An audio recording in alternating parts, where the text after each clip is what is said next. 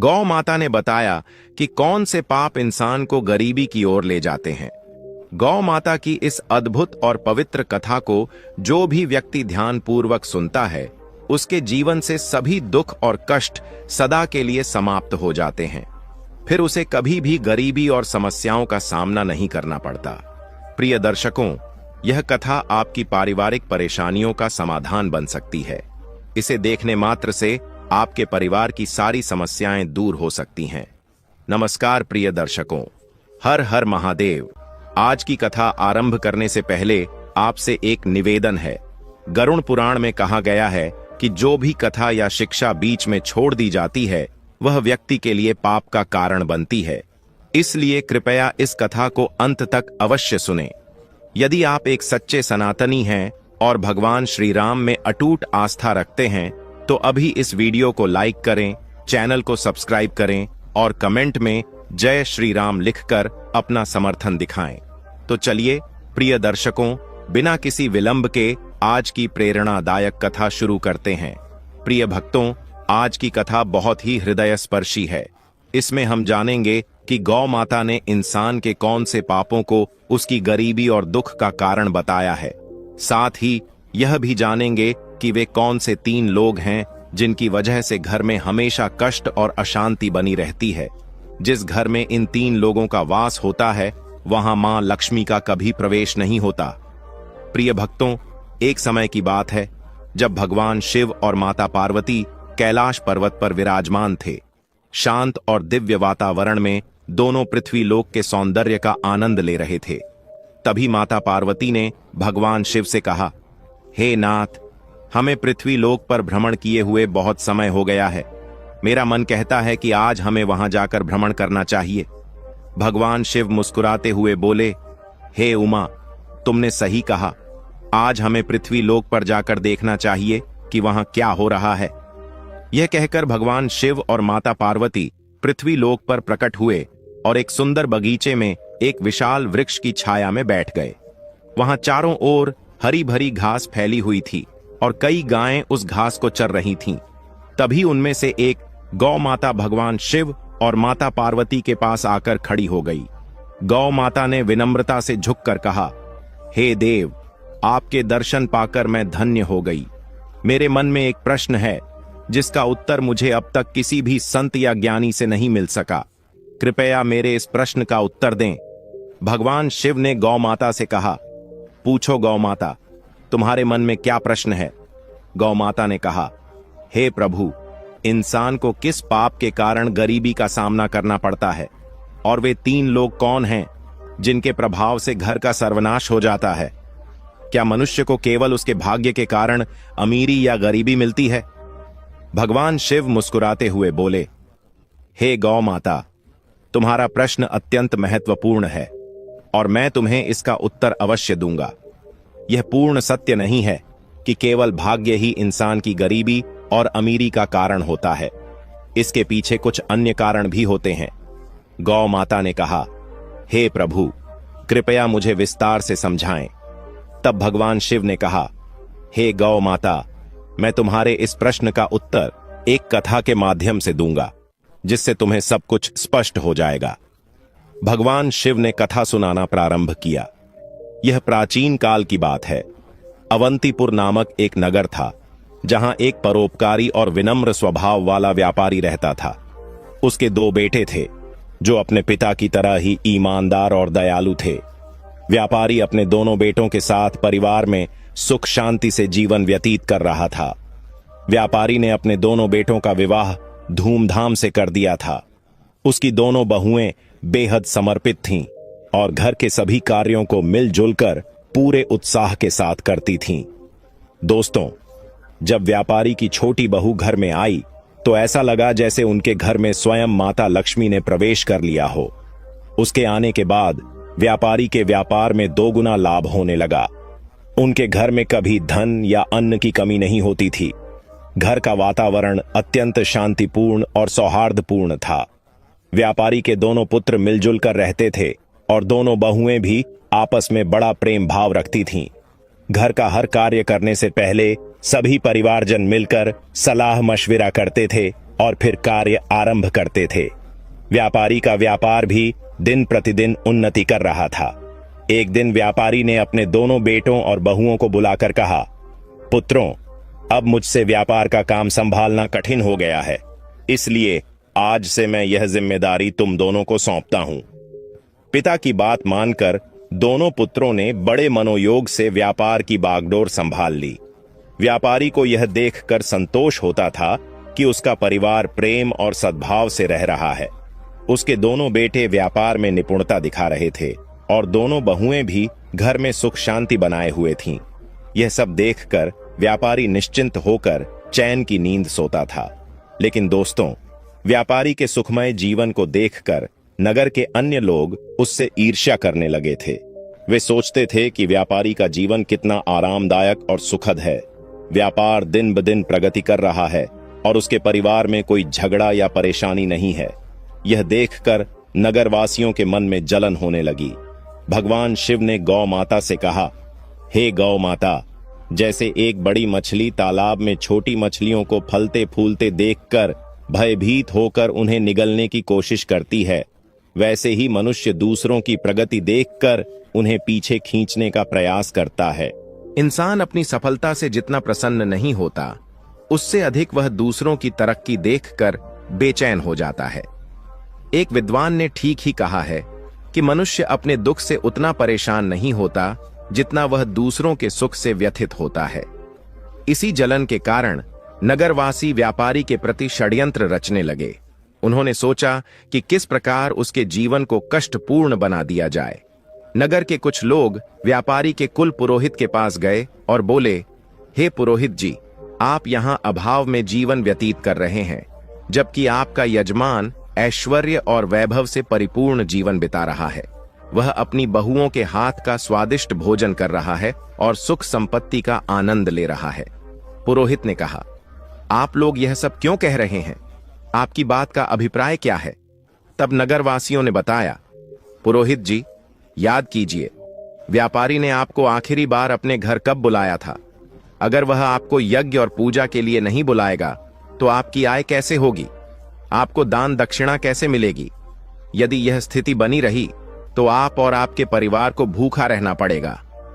पुरोहित ने यह बात सुनकर सोचा, यह तो सच है। व्यापारी ने बहुत समय से मुझे अपने घर आमंत्रित नहीं किया है। उसका जीवन सुखमय है, लेकिन मेरा जीवन कठिनाई से गुजर रहा है। यह सोचकर पुरोहित भी बेचैन हो गया।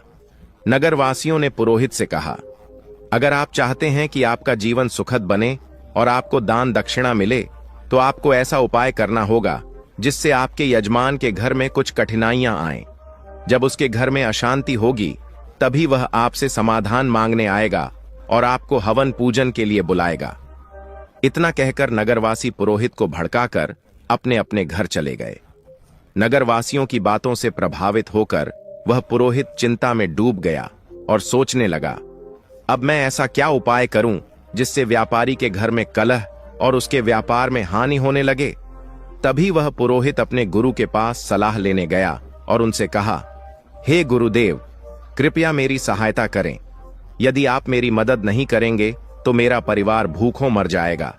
जैसे एक मछली का जीवन तालाब के पानी पर निर्भर करता है, वैसे ही पुरोहितों और पंडितों का जीवन उनके यजमानों पर आधारित होता है। यदि यजमान के घर में कोई समस्या नहीं होगी और वे हमें पूजा पाठ के लिए नहीं बुलाएंगे तो हमारा गुजारा कैसे होगा? हम धन कैसे अर्जित करेंगे?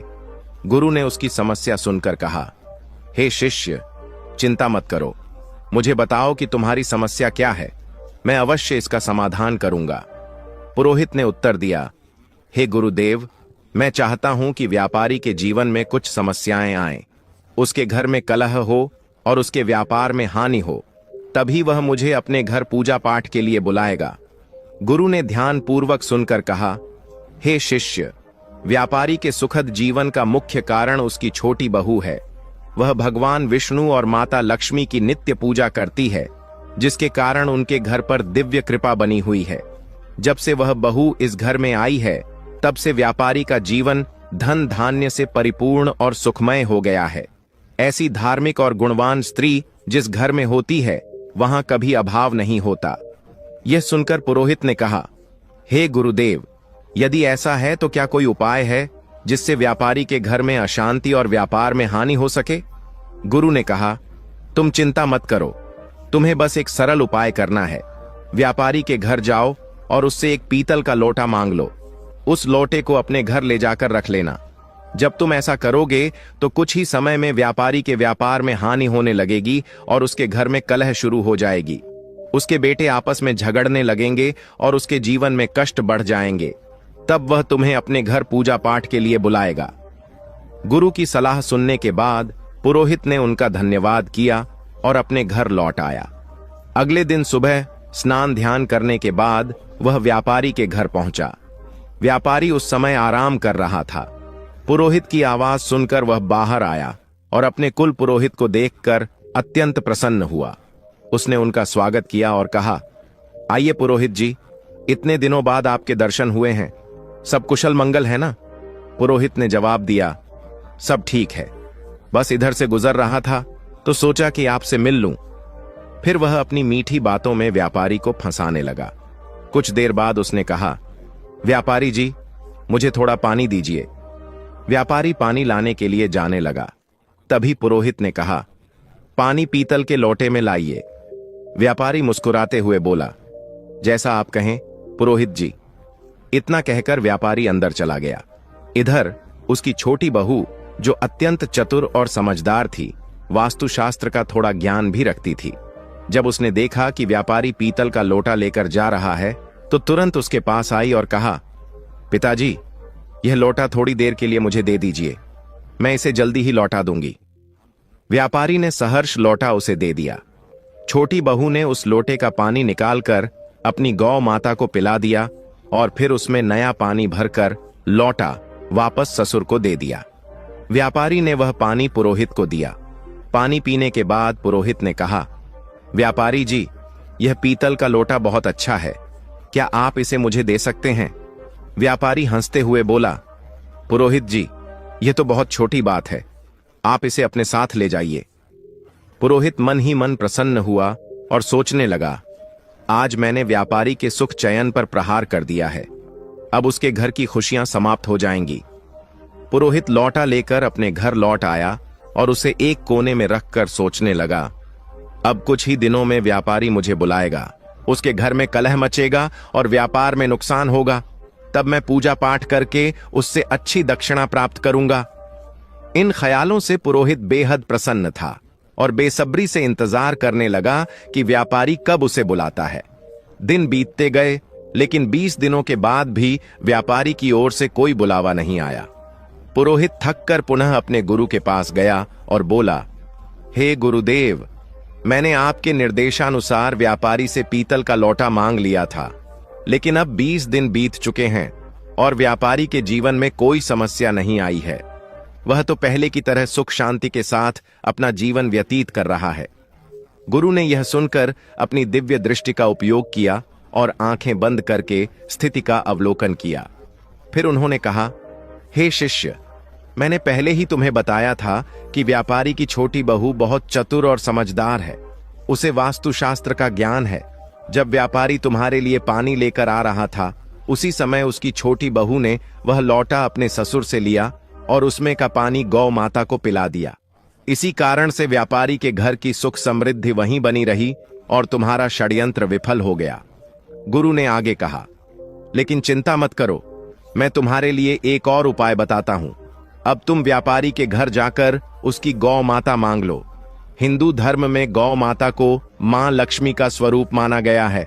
जिस घर में गौ माता का निवास होता है, वहां हमेशा सुख और समृद्धि रहती है। जैसे ही तुम व्यापारी की गौ माता को अपने घर लेकर आओगे, उसके घर में दुख और अशांति आने लगेगी। गुरु की बात सुनकर पुरोहित फिर से उत्साहित हो गया। उसने गुरु का धन्यवाद किया और घर लौटकर अगले दिन का इंतजार करने लगा। वह सोचने लगा, कल सुबह होते ही मैं व्यापारी के घर जाऊंगा और उसकी गौ माता मांग लूंगा, फिर देखता हूं कि व्यापारी कैसे सुखी रहता है। अगले दिन सुबह सुबह स्नान करने के बाद पुरोहित सीधे व्यापारी के घर पहुंच गया। व्यापारी ने दरवाजा खोला और अपने कुल पुरोहित को देखकर प्रसन्नता से उनका स्वागत किया। वह उन्हें अंदर लेकर गया और स्वादिष्ट भोजन परोसा। भोजन के बाद व्यापारी ने पूछा, पुरोहित जी, आज आपके आगमन का क्या कारण है? सब कुशल तो है? पुरोहित ने दुख भरे शब्दों में कहा, व्यापारी जी, इस समय मैं बहुत कठिनाई में हूं। मेरे घर की गौ माता ने दूध देना बंद कर दिया है और मेरे छोटे बच्चे को दूध की अत्यंत आवश्यकता है। उसकी उम्र ऐसी है कि बिना दूध के वह जीवित नहीं रह सकता। इसीलिए मैं आपसे मदद मांगने आया हूं। अगर आप मुझे अपनी गौ माता दे दें तो यह आपका बहुत बड़ा उपकार होगा। पुरोहित की करुणा भरी बातें सुनकर व्यापारी सोचने लगा, यह हमारे कुल पुरोहित हैं, इनकी सहायता करना एक पुण्य का कार्य होगा। गौदान से मुझे बड़ा फल मिलेगा। ऐसा विचार कर व्यापारी ने कहा, पुरोहित जी, आप चिंता न करें, मैं आपको गौ माता दे देता हूं। व्यापारी गौ माता को लेने के लिए जाने लगा। जैसे ही वह गौ माता को लेकर पुरोहित की ओर बढ़ा, उसकी छोटी बहू तेजी से वहां आई और ससुर को रोकते हुए बोली, पिताजी, यह गौ माता कहां ले जा रहे हैं? व्यापारी ने उत्तर दिया, बेटी, हमारे कुल पुरोहित आए हैं। उनकी गौ माता ने दूध देना बंद कर दिया है। वे हमारी गौ माता मांग रहे हैं, इसलिए मैं उन्हें देने जा रहा हूं।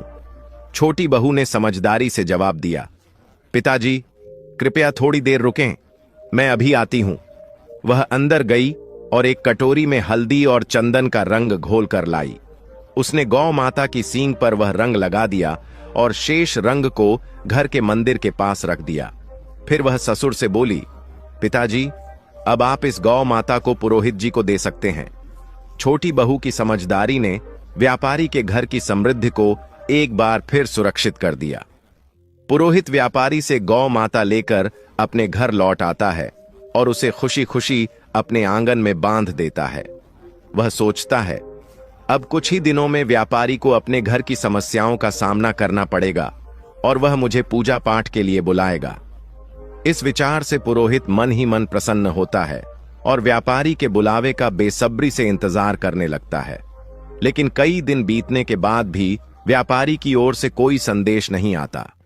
पुरोहित को यह असहज लगने लगा। आखिरकार वह दोबारा अपने गुरु के पास गया और बोला, हे गुरुदेव, मैंने आपके निर्देशानुसार व्यापारी की गौ माता अपने घर ले आई, लेकिन अब तक व्यापारी के जीवन में कोई कष्ट नहीं आया है। वह तो पहले से भी अधिक सुख शांति से अपना जीवन व्यतीत कर रहा है। गुरु ने ध्यान लगाकर अपनी दिव्य दृष्टि से सब कुछ देखा और कहा, हे शिष्य, मैंने पहले ही कहा था कि व्यापारी की छोटी बहू बहुत बुद्धिमान और चतुर है। उसने तुम्हारे षड्यंत्र को भांप लिया था। जब तुम व्यापारी से गौ माता मांगने गए थे, तब उसने गौ माता की सींग पर जो रंग लगाया था, वही उसके घर की समृद्धि का कारण है। उसने उस रंग को मंदिर के पास रख दिया था, जिससे उनके घर का सुख वहीं बंधा रहा। तुम्हारा यह प्रयास विफल हो गया। गुरु ने आगे कहा, लेकिन चिंता मत करो, अब तुम व्यापारी के घर जाकर वह रंग की कटोरी मांग लो। उस रंग को अपने घर लाने के बाद ही तुम व्यापारी के सुख को समाप्त कर पाओगे। गुरु की बात सुनकर पुरोहित ने उनकी सलाह मान ली और व्यापारी के घर पहुंचा। उसने बहाने से व्यापारी से रंग से भरी कटोरी मांगी। व्यापारी उसकी बात मानकर कटोरी लेने अंदर गया। इधर व्यापारी की छोटी बहू पहले ही सतर्क थी। उसने उस कटोरी में रखे पुराने रंग को निकालकर उसमें नया रंग भर दिया। जब व्यापारी कटोरी लेकर बाहर आया तो उसने वही कटोरी पुरोहित को दे दी। पुरोहित रंग की कटोरी लेकर अपने घर लौट आया और खुश होकर सोचने लगा, अब तो व्यापारी का जीवन शीघ्र ही समस्याओं से भर जाएगा और वह मुझे बुलाने पर मजबूर हो जाएगा। लेकिन महीनों बीत गए और व्यापारी का जीवन पहले से भी अधिक सुखद और समृद्ध होता चला गया। थक हार कर पुरोहित फिर से अपने गुरु के पास गया और बोला, हे गुरुदेव, मैंने आपके कहे अनुसार रंग की कटोरी भी व्यापारी के घर से ले आई, लेकिन उसका जीवन पहले से भी अधिक सुखी हो गया है। ऐसा लगता है मेरे सारे प्रयास व्यर्थ हो गए हैं। गुरु ने अपनी दिव्य दृष्टि से फिर सब कुछ देखा और कहा, हे शिष्य, व्यापारी की छोटी बहू अत्यंत चतुर और दूरदर्शी है। उसने तुम्हारे इरादों को पहले ही समझ लिया था। उसने कटोरी में से वह रंग निकाल दिया था जो गौ माता को लगाया गया था। इसी कारण व्यापारी का सुख समृद्धि अब भी उसके पास बनी हुई है। जब तक वह छोटी बहू व्यापारी के घर में रहेगी, तब तक तुम व्यापारी का कुछ नहीं बिगाड़ सकते। अब तुम्हें किसी भी तरह से उस छोटी बहू को व्यापारी के घर से बाहर करना होगा, तभी व्यापारी के जीवन में कष्ट आएंगे। गुरु की यह बात पुरोहित की समझ में आ गई। उसने सोचा कि छोटी बहू को घर से निकालने के अलावा अब कोई और उपाय नहीं बचा है।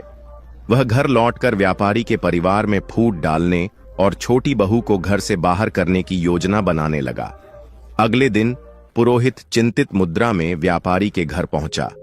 व्यापारी ने उसे इस अवस्था में देखा तो पूछा, पुरोहित जी, क्या बात है? आप इतने परेशान क्यों हैं? पुरोहित ने गंभीर स्वर में कहा, व्यापारी जी, आपके घर पर बहुत बड़ा संकट मंडरा रहा है। यदि आपने जल्द ही इसका समाधान नहीं किया तो आपका सुखमय जीवन बर्बाद हो जाएगा। आपके बेटों को व्यापार में बड़ा नुकसान होगा और आपके परिवार पर विपत्ति का पहाड़ टूट पड़ेगा। व्यापारी यह सुनकर घबरा गया और चिंतित स्वर में बोला, पुरोहित जी, यह आप क्या कह रहे हैं? कृपया हमें इस संकट से बचने का उपाय बताइए। आप हमारे कुल पुरोहित हैं। जो भी आप कहेंगे हम अवश्य करेंगे। पुरोहित ने व्यापारी की घबराहट भांप ली और समझ गया कि वह अब उसके जाल में फंस चुका है। उसने कहा, इस संकट से बचने का एक ही उपाय है। पुरोहित ने व्यापारी से कहा, व्यापारी जी, आपकी छोटी बहू आपके परिवार के लिए एक बड़ा संकट बन चुकी है। जब तक वह इस घर में है, आपका और आपके परिवार का दुर्भाग्य दूर नहीं होगा। मैं तो यही सलाह दूंगा कि आप उसे तुरंत अपने घर से निकाल दें। पुरोहित की इन बातों पर व्यापारी को पहले तो विश्वास नहीं हुआ, लेकिन बार बार पुरोहित के जोर देने पर उसने उसकी बातों पर भरोसा करना शुरू कर दिया। व्यापारी ने कहा, पुरोहित जी, जैसा आप कह रहे हैं मैं वैसा ही करूंगा। आप बताइए कि मुझे अपनी बहू को कब घर से निकालना चाहिए? पुरोहित ने उत्तर दिया, व्यापारी जी, समय व्यर्थ मत कीजिए। जितना जल्दी हो सके उसे घर से निकाल दीजिए। यह कहकर पुरोहित मन ही मन प्रसन्न होता हुआ अपने घर लौट गया। व्यापारी इस स्थिति से अत्यंत उदास हो गया। वह सोचने लगा, मेरी छोटी बहू तो बहुत ही अच्छे स्वभाव की है। वह न केवल मेरी सेवा करती है बल्कि पूरे परिवार का भी ख्याल रखती है। मैं उसे कैसे घर से निकाल सकता हूं? लेकिन फिर वह विचार करने लगा, यदि वह परिवार के लिए संकट है तो मुझे इस कठोर निर्णय को लेना ही होगा, क्योंकि मैं अपने परिवार को किसी विपत्ति में नहीं डाल सकता। यह सोचकर व्यापारी अपनी छोटी बहू के पास गया और दुखी मन से बोला, बहू, मुझे बहुत दुख है, लेकिन तुम्हें इस घर को आज ही छोड़ना होगा। तुम्हारे कारण हमारे परिवार पर बड़ी विपत्ति आने वाली है। ससुर की बात सुनकर बहू स्तब्ध रह गई, लेकिन वह तुरंत समझ गई कि यह सब दुष्ट पुरोहित की साजिश है। उसने नम्रता से कहा, ठीक है पिताजी, यदि यही आपकी इच्छा है तो मैं इस घर को छोड़ देती हूं। जब व्यापारी का छोटा बेटा यह सब देखता है तो वह भी गुस्से और दुख से भर जाता है। उसने अपने पिता से कहा, पिताजी, यदि मेरी पत्नी को इस घर में जगह नहीं मिल सकती तो मैं भी इस घर में नहीं रह सकता। मैं अपनी पत्नी के साथ चला जाऊंगा। छोटा बेटा और उसकी पत्नी घर छोड़कर शहर चले गए। वहां उन्होंने एक छोटे से किराए के मकान में रहना शुरू कर दिया। व्यापारी का छोटा बेटा अत्यंत मेहनती और ईमानदार था। कुछ समय बाद उसने शहर में अपना छोटा सा व्यापार शुरू किया, जो उसकी लगन और ईमानदारी के कारण तेजी से बढ़ने लगा। धीरे धीरे वे संपन्न हो गए और उन्होंने शहर में अपना खुद का घर खरीद लिया। इधर व्यापारी का घर पुरोहित की चालों के कारण बर्बादी की कगार पर आ गया। घर में हर दिन झगड़े और कलह होने लगे। व्यापारी का बड़ा बेटा, जो पहले व्यापार में मन लगाता था, बुरी संगति में फंस गया। वह बेवजह धन उड़ा रहा था और दिन रात आवारागर्दी करता था। पुरोहित पूजा पाठ के बहाने व्यापारी से लगातार धन लेता रहा और धीरे धीरे व्यापारी की सारी जमा पूंजी समाप्त हो गई। व्यापार भी पूरी तरह से बंद हो गया। अब तो स्थिति यह हो गई कि घर में खाने पीने का भी अभाव हो गया।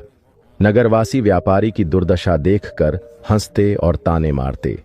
उसकी दशा का मजाक उड़ाया जाता। यह सब देखकर व्यापारी को आत्मग्लानि होने लगी। उसने सोचा, मेरी जिंदगी अब किसी काम की नहीं रही। आत्महत्या के अलावा मेरे पास और कोई रास्ता नहीं बचा। इस विचार के साथ वह नदी की ओर बढ़ चला, लेकिन रास्ते में उसकी भेंट एक तेजस्वी संत से हुई। संत के मुख पर दिव्य तेज था, माथे पर चंदन का टीका था और उनके लंबे केश उन्हें अद्वितीय बनाते थे। संत को देखकर व्यापारी ने उन्हें प्रणाम किया और उदास होकर आगे बढ़ने लगा।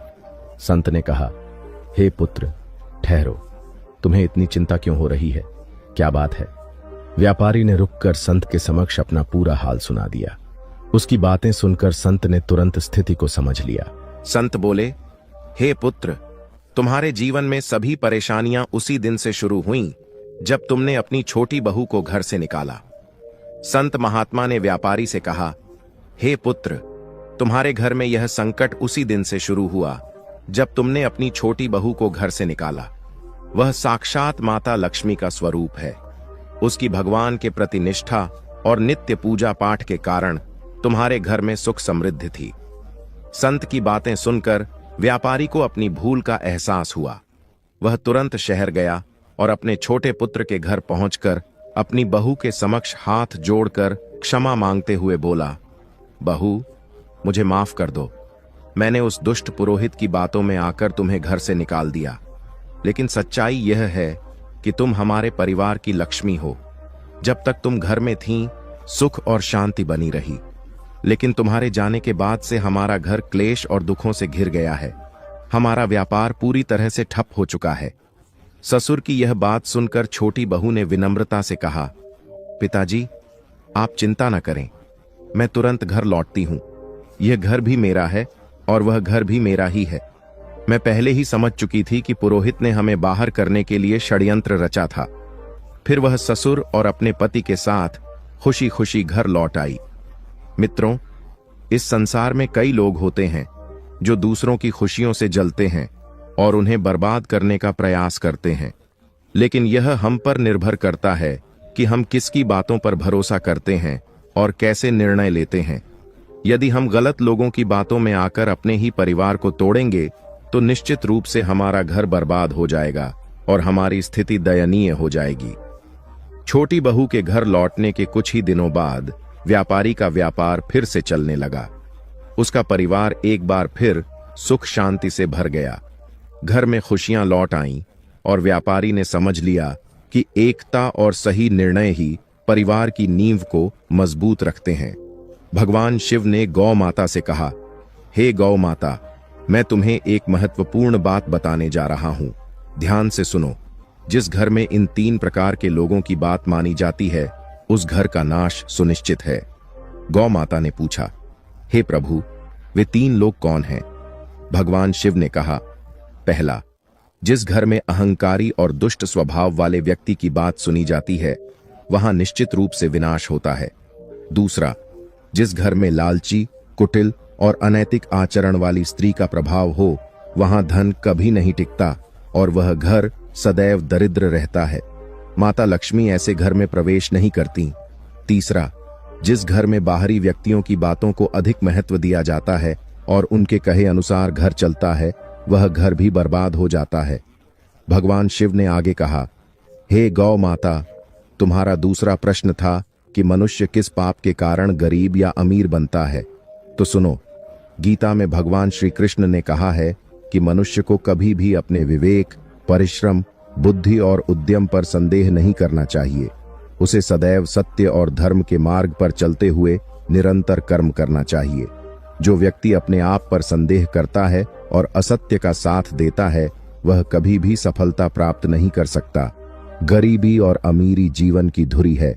जो मनुष्य निरंतर प्रयास करता है और अपने कर्मों पर विश्वास रखता है, वह निश्चित रूप से गरीबी के दलदल से बाहर निकल आता है। गौ माता ने यह सुनकर कहा, हे प्रभु, आपके मुख से यह कथा सुनकर मैं धन्य हो गई। प्रिय भक्तों, यह कथा हमें सिखाती है कि सच्चाई, ईमानदारी और विवेक का अनुसरण करना ही जीवन की सच्ची सफलता का मार्ग है। इस कथा के बारे में आपकी क्या राय है? कृपया अपनी अमूल्य टिप्पणियां हमें कमेंट बॉक्स में जरूर लिखें। हमें आशा है कि इस कथा ने आपको आध्यात्मिक प्रेरणा दी होगी। प्रिय दर्शकों, आगे की कथा में आपको एक ऐसा अनमोल संदेश मिलेगा जो आपके जीवन को नई दिशा प्रदान करेगा। यह कहानी पति पत्नी के पवित्र रिश्ते की गहराई और उसकी महत्ता को समझाने का प्रयास करेगी। पति पत्नी का रिश्ता संसार के सबसे अनमोल और महत्वपूर्ण बंधनों में से एक है। यह सिर्फ दो व्यक्तियों का संबंध नहीं है, बल्कि यह विश्वास, प्रेम और जिम्मेदारी का एक अटूट संगम है। यह रिश्ता तभी मजबूत बनता है जब दोनों एक दूसरे का साथ निभाएं और हर परिस्थिति में एक दूसरे के साथ खड़े रहें। लेकिन अगर इस रिश्ते में दूरियां आ जाएं, तो यह केवल दुख और पछतावा ही लेकर आता है। आज हम एक ऐसी कथा सुनाने जा रहे हैं जो पति पत्नी के रिश्ते को एक नई दृष्टि से समझने का अवसर प्रदान करेगी। यह कहानी उन स्त्रियों और पुरुषों के लिए एक संदेश है जो अपने जीवन साथी के महत्व को अनदेखा करते हैं या उनके साथ रिश्तों में लापरवाही बरतते हैं। मित्रों, यह देखा गया है कि कई बार कुछ पत्नियां अपने पति के साथ रात में सोने से कतराती है। वे उन्हें अपने पास आने से रोकती हैं और तरह तरह के बहाने बनाकर दूरी बना लेती हैं। ऐसी स्थिति केवल उनके रिश्ते को ही नहीं, बल्कि उनके पूरे जीवन को भी प्रभावित करती है। ऐसी महिलाएं अक्सर अपने निर्णयों पर पछताती हैं, लेकिन तब तक बहुत देर हो चुकी होती है।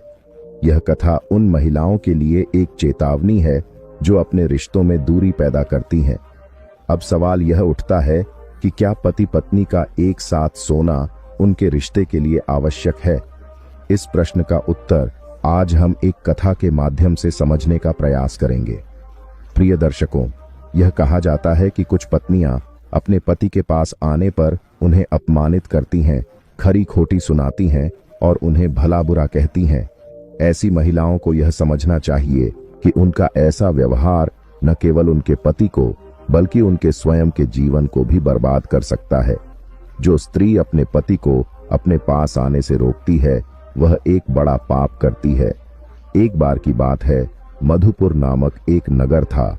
नगर के पास एक घना जंगल था, जिसके बीच में एक सुंदर तालाब स्थित था। उस तालाब का पानी इतना स्वच्छ था कि उसमें आसमान की परछाई भी स्पष्ट रूप से दिखाई देती थीं। तालाब के चारों ओर छोटे छोटे पेड़ थे, जिन पर पक्षियों की चहचहाहट सुनाई देती थी। तालाब के पास एक मिट्टी का छोटा सा घर था, जिसमें रघुवीर नाम का एक किसान अपनी पत्नी पूनम और 2 बच्चों के साथ रहता था। उनके परिवार में एक बेटा और एक बेटी थी। पूनम अपने अप्रतिम सौंदर्य के लिए पूरे क्षेत्र में प्रसिद्ध थी। उसकी सुंदरता ऐसी थी कि यदि कोई अजनबी भी उसके घर आता और उसे देखता तो मोहित हो जाता। एक दिन की बात है, सूर्य अस्त हो चुका था। आकाश में तारे टिमटिमा रहे थे और वातावरण शांत था। पूरा गांव गहरी नींद में डूबा हुआ था। लेकिन इसी शांत रात में रघुवीर अपने घर से बाहर निकला और जंगल की ओर चलने लगा। यह रात का 3रा पहर था। रघुवीर के चेहरे पर अजीब सी खुशी थी। वह तेज कदमों से घने जंगल की ओर बढ़ रहा था, जैसे उसे कोई महत्वपूर्ण चीज मिलने वाली हो।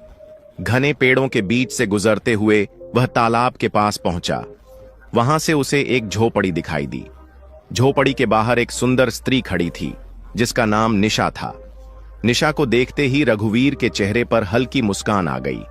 निशा ने भी मुस्कुराते हुए कहा, स्वामी, आज इतनी देर क्यों कर दी? मैं पिछले 1 घंटे से आपका इंतजार कर रही थी। मुझे लगा कि आप आज नहीं आएंगे, इसलिए मैं जाने ही वाली थी। तभी मुझे किसी के कदमों की आहट सुनाई दी। मैंने देखा कि आप आ रहे हैं, तो मैं यहीं रुक गई, निशा ने कहा। रघुवीर मुस्कुराते हुए बोला, हे प्रिय, आज मेरी पत्नी को नींद नहीं आ रही थी। मैं उसे सुलाने में व्यस्त था। उसने कहा कि उसे नहीं पता क्यों, लेकिन उसकी आंखों में आज नींद नहीं थी। मैंने उसे अपने पास बुलाया और अपनी बाहों में लेटा लिया। जब वह गहरी नींद में सो गई, तो मैं चुपके से उठकर तुम्हारे पास चला आया। इस कारण आज मुझे थोड़ा समय लग गया। मैं इसके लिए क्षमा चाहता हूं। निशा ने उसकी बात सुनकर कहा, स्वामी, मैं समझती हूं, लेकिन अगली बार इतनी देर मत करना। यहां आपका इंतजार करते करते मुझे काफी समय हो गया था। चलिए, अब झोपड़ी के अंदर चलते हैं। हमें सुबह होने से पहले अपने अपने घर लौटना होगा। रघुवीर और निशा दोनों झोपड़ी के अंदर चले गए। उस रात उन्होंने अपनी झूठी खुशियों का आनंद लिया। रघुवीर, जो अपनी पत्नी पूनम को धोखे में रखता था, हर रात निशा से चोरी छुपे मिलने आता था। वहीं निशा भी अपने पति को धोखा देकर रघुवीर से मिलने आती थी। जब पति पत्नी के बीच भावनात्मक और शारीरिक दूरी आ जाती है, तो उनका रिश्ता बिखरने लगता है। यह सिर्फ उनके जीवन को ही नहीं बल्कि उनके बच्चों और समाज को भी प्रभावित करता है। रघुवीर और निशा दोनों अपने अपने जीवन साथी को धोखा देकर इस अनुचित रिश्ते में शामिल थे। उनका यह सिलसिला लंबे समय तक चलता रहा। लेकिन दोस्तों, यह जानना जरूरी है कि जो स्त्री अपने पति को धोखा देती है और जो पुरुष अपनी पत्नी को छलता है, उनके जीवन में इसका क्या परिणाम होता है। अब आगे की कथा में जानते हैं कि इस प्रकार के कृत्य के क्या दुष्परिणाम हो सकते हैं। इंद्रलोक का वातावरण शांत था। आकाश में तारे झिलमिला रहे थे और मंद मंद सुगंधित पवन बह रही थी। देवराज इंद्र अपने सिंहासन पर विराजमान थे और उनके चारों ओर दिव्य प्रकाश फैला हुआ था। इसी समय आकाश मार्ग से गरुड़ महाराज अपने विशाल पंखों की गति से उड़ते हुए नारायण नारायण का जाप करते हुए इंद्रलोक पहुंचे। उन्होंने देवराज इंद्र को प्रणाम किया और हाथ जोड़कर कहा, हे देवराज, मैं पृथ्वी लोक से लौट रहा हूं। वहां मैंने एक ऐसी घटना देखी जिसने मेरे मन में अनेक प्रश्न उत्पन्न कर दिए हैं। कृपा करके इन प्रश्नों का समाधान करें।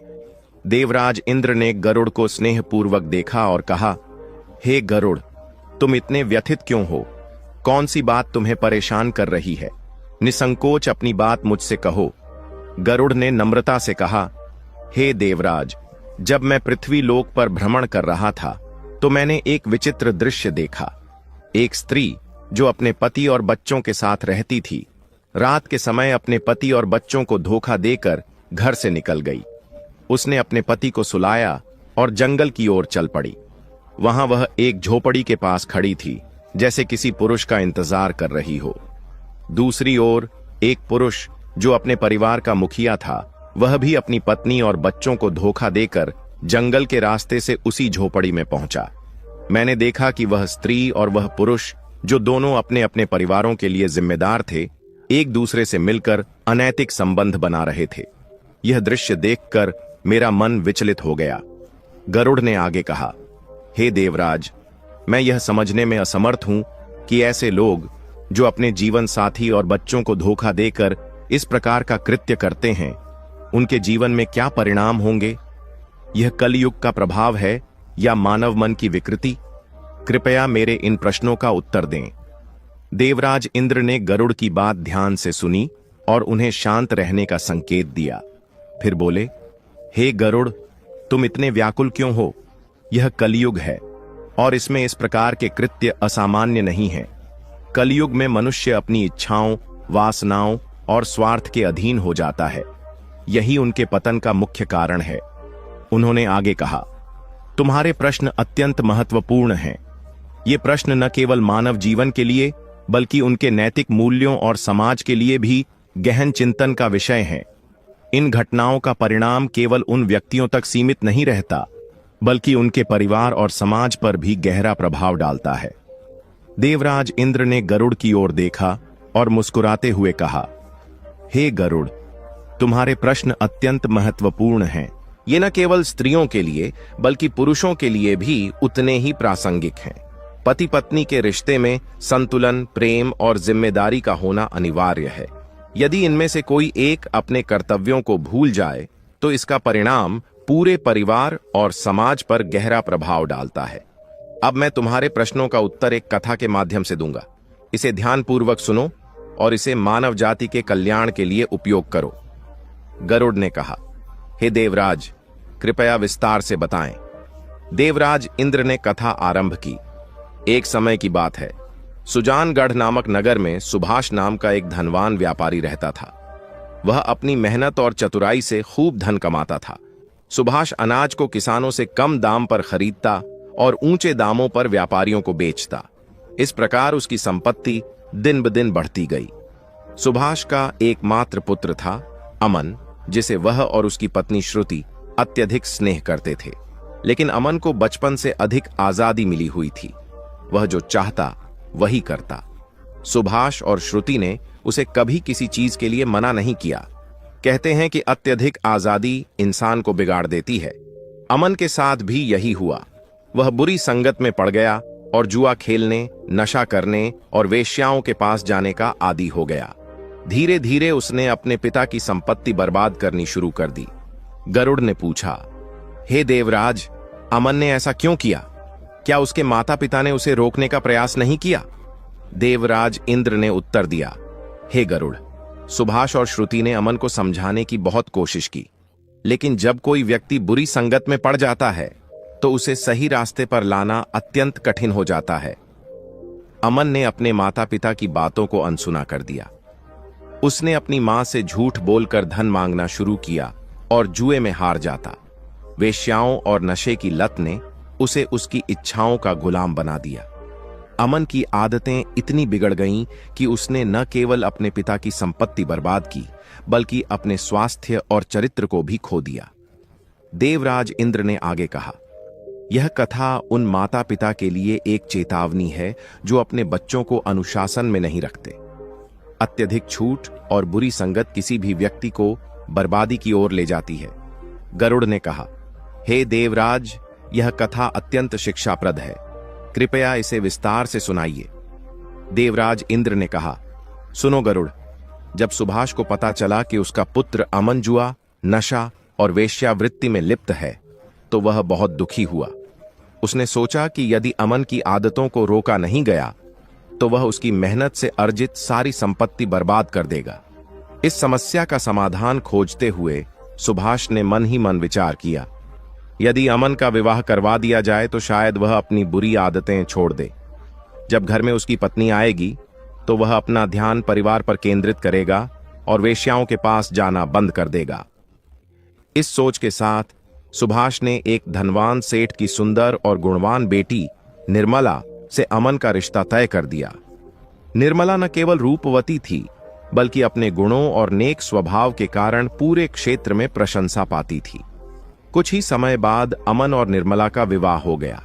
विवाह के बाद अमन का व्यवहार बदलने लगा।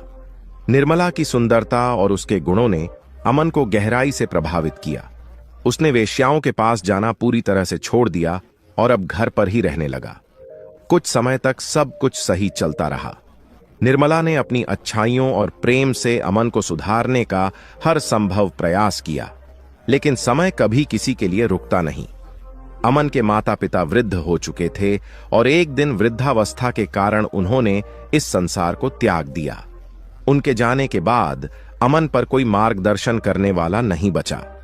निर्मला के साथ रहते हुए अमन ने वेश्याओं का साथ तो छोड़ दिया, लेकिन उसकी जुए की लत अभी भी बनी हुई थी। यह लत धीरे धीरे उसे बर्बादी की ओर ले जाने लगी। कुछ ही समय में अमन ने अपने पिता की वर्षों की मेहनत से अर्जित सारी संपत्ति जुए में हार दी। अब उसके पास ना तो धन बचा था और ना ही कोई हुनर। वह पूरी तरह से कंगाल हो चुका था। एक दिन निर्मला ने उससे कहा, स्वामी, अब तो हमारे पास खाने के लिए भी कुछ नहीं बचा है। कृपया कोई नौकरी खोजिए ताकि हम अपना गुजारा कर सकें। पर कहते हैं कि ज्ञान और कौशल ही इंसान की असली पहचान होते हैं। अगर कोई व्यक्ति राजा के पास नौकरी मांगने जाता है तो राजा सबसे पहले यही पूछता है कि उस व्यक्ति के पास क्या हुनर और योग्यताएं हैं। अगर उसके पास कोई कौशल नहीं होता तो उसे वहां से खाली हाथ लौटा दिया जाता है। अमन के पास कोई कौशल नहीं था। उसने अपना सारा समय और ऊर्जा जुए, नशे और गलत आदतों में बर्बाद कर दी थी। अब वह अपने परिवार के लिए भोजन जुटाने में भी असमर्थ हो गया था। अमन के जीवन में यह सबसे कठिन समय था। उसके पास एक बेटा और एक बेटी थी जो अब विवाह योग्य हो चुके थे, लेकिन उनके विवाह के लिए धन जुटाने का कोई साधन नहीं था। घर की हालत इतनी खराब हो गई थी कि वे खाने के लिए भी मोहताज हो गए। अमन की यह स्थिति उसे निरंतर पछतावे और निराशा में ढकेल रही थी। एक दिन अमन अपनी पत्नी निर्मला के पास गया और उससे अपनी इच्छाओं की पूर्ति के लिए बात करने लगा, लेकिन निर्मला ने उसे शांत और गंभीर स्वर में कहा, स्वामी, जीवन का सबसे बड़ा सुख केवल काम वासना में नहीं होता। असली सुख दूसरों की मदद करने और एक सच्चा नेक जीवन जीने में है। जो लोग अपनी वासनाओं और लालसाओं में अंधे हो जाते हैं वे अंततः बर्बाद हो जाते हैं। यही तुम्हारे साथ भी हुआ है। निर्मला ने आगे कहा, हे स्वामी, अब मैं तुम्हें 3 बड़ी गलतियों के बारे में बताना चाहती हूं जो लोग अनजाने में कर बैठते हैं और बाद में जीवन भर पछताते हैं। इन्हें ध्यान से सुनो और समझो।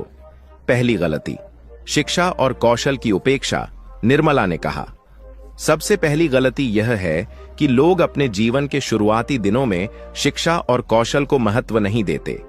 ऐसे लोग अपने करियर और जीवन में अनगिनत कठिनाइयों का सामना करते हैं। अगर तुमने अपनी जवानी में कोई कौशल सीखा होता या अच्छी शिक्षा प्राप्त की होती तो आज यह हालत नहीं होती। यही गलती तुम्हें जीवन भर परेशान करती है। दूसरी गलती, काम टालने की आदत। निर्मला ने कहा, दूसरी गलती है काम टालने की आदत।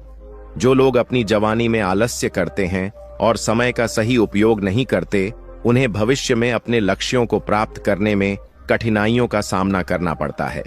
तुमने भी अपने समय को व्यर्थ किया और यही कारण है कि आज तुम इस स्थिति में हो। तीसरी गलती, गलत संगति। निर्मला ने कहा, तीसरी गलती है गलत संगति। इंसान को पूरी तरह बर्बाद कर देती है। तुमने भी इन्हीं गलतियों को अपनाया और आज तुम्हारा जीवन इस स्थिति में आ पहुंचा है। निर्मला की बातें सुनकर अमन गहराई से सोचने पर मजबूर हो गया। उसे अपनी गलतियों का एहसास हुआ, लेकिन अब पछताने के सिवाय उसके पास कुछ भी नहीं बचा था। यह कथा हमें सिखाती है कि जीवन में सही दिशा में समय और ऊर्जा का उपयोग कितना महत्वपूर्ण है। जो लोग समय रहते अपने कर्तव्यों और जिम्मेदारियों को नहीं समझते, उन्हें अंततः पछताना ही पड़ता है। निर्मला ने गंभीरता से कहा, हे स्वामी, अब मैं तुम्हारे साथ शारीरिक संबंधों में शामिल नहीं हो सकती। हमारी उम्र भी अब उस पड़ाव पर पहुंच चुकी है जहां हमें अपने जीवन को आत्मिक शांति और भगवान की सेवा में लगाना चाहिए। जीवन के प्रारंभिक चरण में इंसान ब्रह्मचारी रहता है, फिर विवाहित जीवन में प्रवेश करता है और परिवार की जिम्मेदारियां निभाता है। लेकिन वृद्धावस्था का चरण ऐसा होना चाहिए जहां हम अपनी वासनाओं को त्याग कर आध्यात्मिकता का मार्ग अपनाएं। यही समय है कि हम पूजा, भजन और भगवान की सेवा में लगें। यही हमारे जीवन का उद्देश्य होना चाहिए। निर्मला ने दृढ़ता से कहा, मैं अपनी बची हुई जिंदगी को व्यर्थ नहीं जाने देना चाहती। जिस तरह तुमने अपनी जवानी में अपना समय और ऊर्जा बर्बाद की, मैं अब वैसा नहीं कर सकती। मुझे विश्वास है कि भगवान हमारी सहायता करेंगे।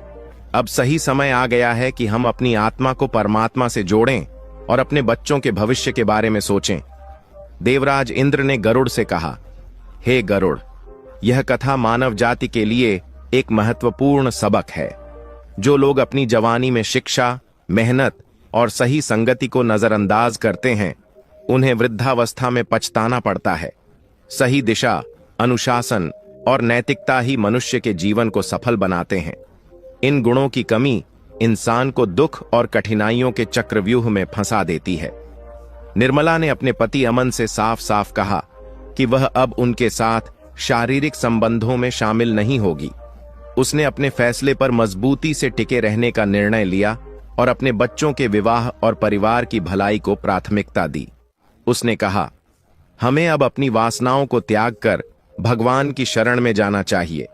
मेहनत करेंगे तो भगवान अवश्य हमारा साथ देंगे। कुछ समय बाद निर्मला की मुलाकात एक वृद्ध महिला से हुई। वह महिला अकेली थी, जिसके पास कोई संतान नहीं थी। उसने निर्मला से कहा, बेटी, मेरे पास जो भी धन संपत्ति है मैं तुम्हें दे रही हूं।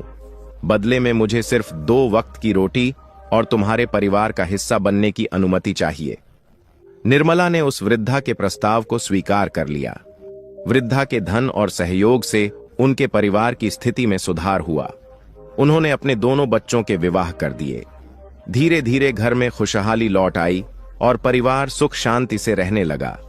लेकिन अमन का स्वभाव फिर से बदलने लगा। निर्मला के साथ उसकी दूरी ने उसे गलत रास्ते पर धकेल दिया। निर्मला ने अपने जीवन में आध्यात्मिकता को प्राथमिकता देते हुए अमन के साथ शारीरिक संबंध बनाने से इनकार कर दिया। लेकिन अमन अपनी इच्छाओं को नियंत्रित नहीं कर सका। वह अपनी वासनाओं से पीड़ित हो गया और धीरे धीरे एक अन्य स्त्री के प्रभाव में आ गया। वह स्त्री उसे रात्रि में अपने पास बुलाती थी। अमन अपनी पत्नी और बच्चों को सुलाकर रात के अंधेरे में उस स्त्री के पास जाने लगा। वह झूठ और धोखे के रास्ते पर चल पड़ा। प्रिय मित्रों, इस कथा से यह शिक्षा मिलती है कि किसी भी रिश्ते में संतुलन बनाए रखना अत्यंत आवश्यक है। जिस प्रकार निर्मला ने एकदम से अमन का साथ छोड़ दिया, वह भी पूरी तरह से सही नहीं था। पति को सुधारने के लिए धैर्य, समझदारी और प्रेम की आवश्यकता होती है। जो महिलाएं अपने पति का अचानक त्याग कर देती हैं, वे अनजाने में उन्हें गलत रास्ते पर जाने के लिए प्रेरित कर सकती हैं। यह एक ऐसा निर्णय हो सकता है जो पूरे परिवार को बर्बाद कर दे। हर स्त्री को यह 3 बातें हमेशा ध्यान में रखनी चाहिए ताकि उसका परिवार और पति सही दिशा में रहें। पहली बात, साथ सोने का महत्व। स्त्रियों को चाहिए कि वे अपने पति के साथ सोने का त्याग न करें। एक साथ सोना केवल शारीरिक निकटता का प्रतीक नहीं है, बल्कि यह पति पत्नी के बीच प्रेम, विश्वास और भावनात्मक जुड़ाव को मजबूत करता है। जब यह दूरी बढ़ती है तो पति अन्य स्त्रियों की ओर आकर्षित हो सकता है। दूसरी बात, धैर्य और समझदारी। किसी भी रिश्ते में सुधार के लिए धैर्य और समझदारी आवश्यक है। अचानक कठोर निर्णय लेने से रिश्ते कमजोर हो सकते हैं। सही मार्गदर्शन और समर्थन से पति को बेहतर राह पर लाना संभव है। तीसरी बात, पारिवारिक जिम्मेदारियां। हर स्त्री को अपने परिवार की जिम्मेदारियों को प्राथमिकता देनी चाहिए। रिश्तों में संतुलन बनाए रखना और अपनी भूमिका को निभाना पूरे परिवार को खुशहाल और एकजुट रखता है। पति पत्नी का रिश्ता जीवन रूपी गाड़ी के 2 पहियों के समान है। यदि एक पहिया पटरी से उतर जाए तो गाड़ी चलना कठिन हो जाता है। इसलिए रिश्ते में सामंजस्य और सहयोग बनाए रखना ही एक सुखी जीवन की कुंजी है। इसलिए स्त्रियों को चाहिए कि वे अपने रिश्ते की गरिमा बनाए रखें और इसे मजबूती प्रदान करें। पहली बात, पति की इच्छाओं का सम्मान करें। काम क्रीड़ा पति पत्नी के रिश्ते का एक स्वाभाविक और महत्वपूर्ण हिस्सा है।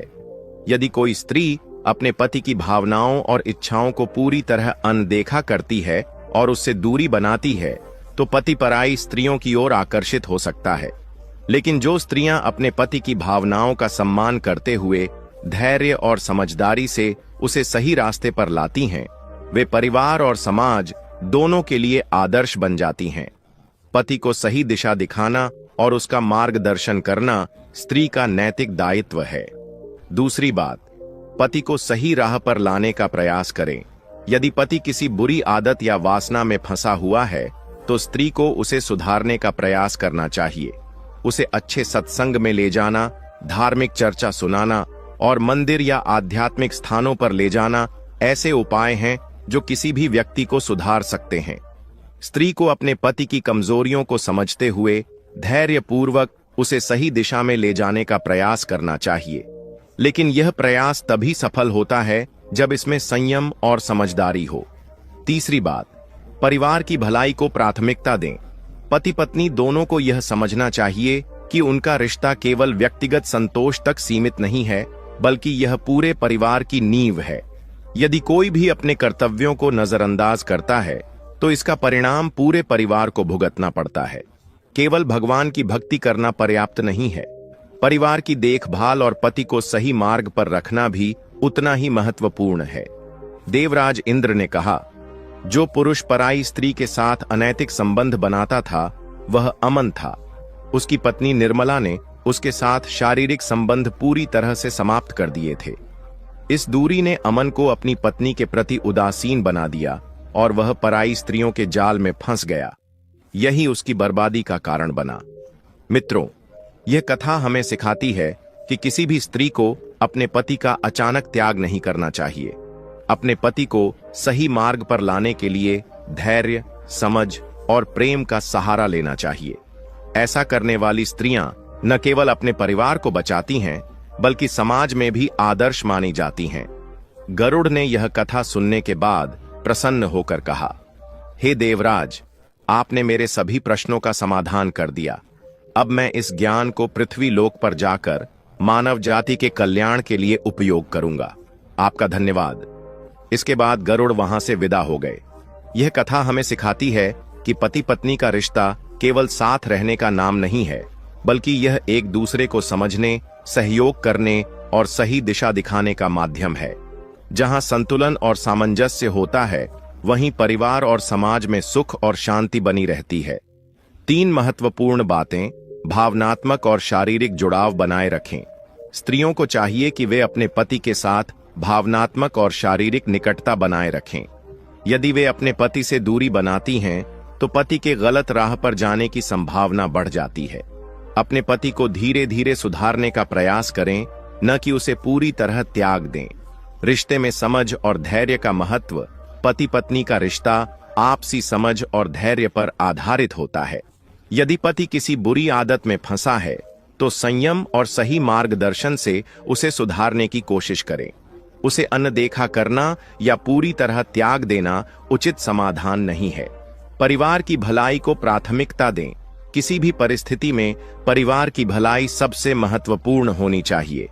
पति पत्नी दोनों को एक दूसरे का सहयोग करना चाहिए और अपने बच्चों के लिए आदर्श बनना चाहिए। यदि परिवार टूटता है तो इसका असर न केवल बच्चों पर बल्कि पूरे समाज पर पड़ता है। प्रिय भक्तों, इस कथा के बारे में आपके क्या विचार हैं? कृपया अपनी अमूल्य राय हमें कमेंट बॉक्स में जरूर बताएं। हमें उम्मीद है कि यह कथा आपको प्रेरणादायक लगी होगी और आपके जीवन में नई सोच लेकर आई होगी। अगर यह कथा आपको अच्छी लगी हो तो कृपया इस वीडियो को लाइक करें और इस ज्ञानवर्धक संदेश को अधिक से अधिक लोगों तक पहुंचाने के लिए इसे अपने मित्रों और परिवार के साथ साझा करें। साथ ही कमेंट सेक्शन में जय श्री कृष्णा लिखकर अपनी श्रद्धा प्रकट करें। इस वीडियो को अंत तक देखने के लिए आप सभी का दिल से धन्यवाद। जय श्री राम।